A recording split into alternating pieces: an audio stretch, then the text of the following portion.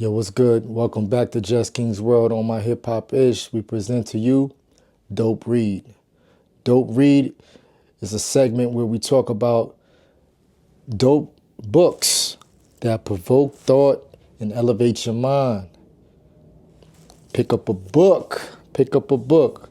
We are still reading 2 Chainz, The Voice in My Head is God. We've already captured chapter 1. We are about to enter chapter 2. Now, chapter 1 was shoot him in the stomach and let God decide. That was a very dope story.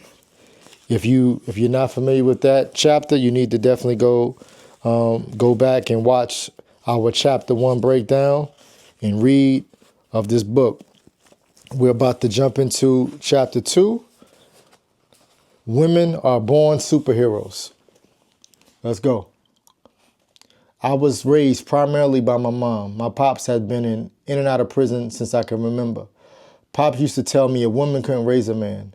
Sometimes during our phone calls while he was locked up, he'll say things like, "Son, keep your head up, keep your head on a swivel and take care of yourself. I mean, I'm here for you, but I can't be there right now. I'm always willing to talk about anything, anytime. But just remember that a woman can't raise a man." After those conversations, I tell my mom what he said. She really didn't pay much attention to it and would tell me not to listen. "Don't listen to him," she say. "I think I'm doing a really good job." And she was. She was doing a hell of a job. This was usually a moment for me and her to bond, to connect, for us to be reminded of our incredible closeness, to be reminded of how for most of my life it has been us two against everything. I believe my pop's sentiments came from an old school way of thinking. We knew this and didn't judge him. It had to be difficult watching me move in a dangerous environment, knowing his full support had middle bars blocking it. While phone calls provided a certain level of guidance, his physical presence would have provided more. Pops watched me from behind metal bars. He watched me morphing into something special and wasn't able to take credit for what I was becoming. I knew he wanted to have a bigger hand in everything. I knew how much he loved me, how much I love him. He was my dog. No matter what my pop said about my mom raising me, we never held it against him. We were always too busy moving around. We knew if we weren't moving forward, nobody was coming to save us. There weren't any superheroes in capes flying in to save us. Our outcome relied on what we could do for ourselves, me and mom. I believe every woman in the world is born with some type of intuition. They're just born with it. I actually think everyone is born with it. But women tap into the power of their intuition a lot earlier than men. Women mature quicker than men too. My mom has always been a strong woman, charismatic, but also has a little bully edge to her. Meaning she don't play that. She don't play that shit. She always known how things would turn out before they happened. The time I did get locked up in high school, she told me not to take all those drugs at school. More on this in the next chapter. The time I almost got robbed in Montgomery, she told me not to take all them cars to school. Countless times, she laid out a map for which direction to go, a game plan. Her mother was a real gangster. My grandmother sold bootleg liquor, shot at police, and was a real badass. My mother has actually told me that I'm the one who broke the generational chains. Her grandmother sold bootleg stuff. Her grandfather sold bootleg stuff. Her mama sold bootleg stuff. My mama sold illegal stuff. My mama fell in love with a dope dealer. They got married and sold dope together. Eventually they had me, an only child, a former dope dealer. More than being a gangster, my grandmother was a very strong black woman. She was the first superhero I came to know. I remember seeing her all the time in the big, long, flowing gowns. Those were her capes. When she was wearing one of those, food was normally on the way. She made the best pancakes I've ever had to this day. That's actually a superpower in itself. Them damn pancakes. There had to be some kind of superhero super sauce in them things. You hear me? Them things would be so fluffy, so soft, but have the crispy edges completely melt in your mouth. Everybody was on their best behavior on mornings we smelled pancakes in the air, even my grandfather. My mother's father, my grandfather, was named F. He was a tall man who stood about 6'3". He never really said much. He was a quiet man who loved baseball, especially the Braves. He actually played in the Negro League. What I remember most about F was that he was always in his work clothes, Carhartt jackets and overalls. He had that old school work ethic. I remember my cousin used to point at the E and the F on the gas gauges, whether we got in the car, and say, "That's our granddaddy's name." My grandparents lived next to a church. You could actually hear the sermons on Sundays during football, even if you didn't go. Could hear people saying, "Well, well, thank you, Lord, amen." Could hear the choir covering the neighborhood like the blood of Christ. Reverend Tucker was the preacher. Everybody loved them some Reverend Tucker. He was the messenger. My grandmother would go to church sometimes, and sometimes she would stay home. I remember being intimidated by her because she was a bit more heavyset. She had a physical presence about her, and I had also heard stories about how she used to put hands on people, including my mom. I remember thinking, if my mom is somebody you don't fuck with, and my grandmother beat her up, what does that make my grandmother? I also knew for a fact that she had to have some kind of superpower to still be alive, as wild as she lived. Her name was Ernestine. My pop's mom was another one of the first superheroes I came to know. Her name was Grace. She worked for Avon, the global skincare and cosmetic company. Avon promoted pink as one of their brand colors. I know at some point it started to be called Power Pink, but I'm unsure if it was called that when my grandmother worked for them. Everybody around her was pink. Her clothes, her shoes, her accessories. She would make these incredible fish sticks. That was one of her superpowers. They didn't taste like frozen store-bought fish sticks, though I'm guessing they had to be. Hers was gourmet. Imagine if Ruth Chris had a fish stick option. She would put them in the oven, but she had to do something else with them because them motherfuckers was delicious. Anytime I went over there, I damn near prayed that my grandmother would make some fish sticks. I didn't even need a side or nothing. The fish sticks was enough. Now my granddaddy, my father's dad, wanted me to be smart. He would push me to think critically and quiz me on things. He wanted me to read encyclopedias, talk about the almanac, help him paint the porch, help him in the garden. He worked me to death in the heat, and talk about my pops like he was the dog. You know your father's probably going back to jail again soon. I wish he would get his life together. Take care of his responsibilities like a grown man.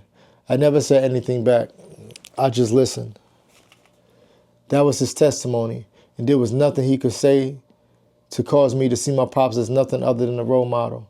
My grandmother Grace rarely talked. She was such a nice woman, but quiet. She even laughed silently. I would see tears in her eyes, but her laugh wouldn't make a sound. Sometimes I didn't even know what she'd be laughing at. I remember asking her so many times, "Grandma, what you be laughing at?" And she'd just be sitting there laughing under her breath. I used to have to open her car door because she had arthritis in her thumbs. She had a Chevy Nova or something, a clean car.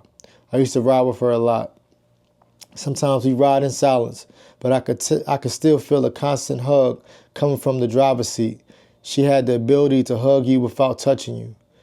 That was a superpower. She was the sweetest thing in the world, but a hard-working professional. I wonder if that's where I get my business savvy from. I heard many stories about how she was the first black woman with Avon to do all these incredible things and break all these sales records. She was very headstrong, but also very, very humble. I wonder if that's where I get my humility from. My mom was the second superhero I came to know, but the first I could actually touch. She literally turned nothing into something so many times.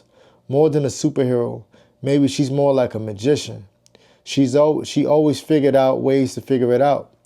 No matter what was going on, she made sure I stayed strong, that I stayed hopeful.